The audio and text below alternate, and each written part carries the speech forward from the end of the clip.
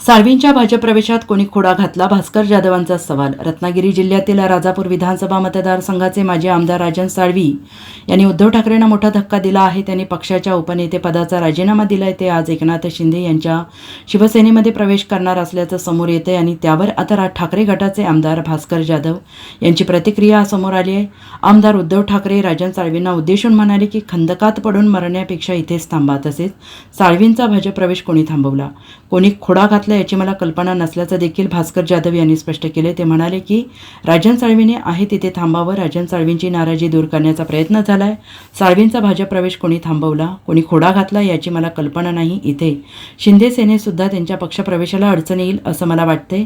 जातील त्यांना जाऊ द्या असं सांगण्यापेक्षा कुठे चाललात, तुमचे परतीचे दोर कापलेले आहेत हे सांगण्याची वेळ आली आहे। खंदकात पडून मरण्यापेक्षा इथेच थांबा, आपण लढू आणि बाळासाहेबांची पुण्याई उभी करू, हा आत्मविश्वास निर्माण करण्याची गरज असल्याचं भास्कर जाधव यांनी म्हटलेलं आहे।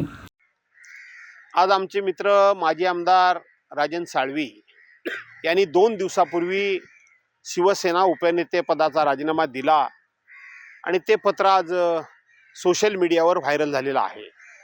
आणि आता चर्चा सुरू आहे की राजन साळवी हे शिवसेना शिंदे गटामध्ये जातील अशा प्रकारची चर्चा सुरू आहे। काही दिवसापूर्वी राजन साळवी हे नाराज होते। निवडणुकीमध्ये पराभव झाल्यानंतर थोडंसं वेगवेगळं त्यांच्याबद्दलचं ऐकायला येत होतं, म्हणून आम्ही एकत्र बसलो, त्यांनी आणि आम्ही चर्चा केली। त्यानंतर त्यांनी उद्धव साहेबांच्याकडे चर्चा करावी म्हणून आपण पुढाकार घेतला। उद्धव साहेबांनी त्यांच्याकडे अत्यंत मनमोकळेपणे चर्चा केली।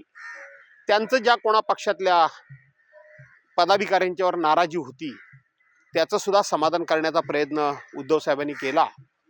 आणि नंतरच्या काळामध्ये मला असं वाटलं होतं की आता राजन साळवी शांत झाले आणि आहेत त्या ठिकाणी थांबतील।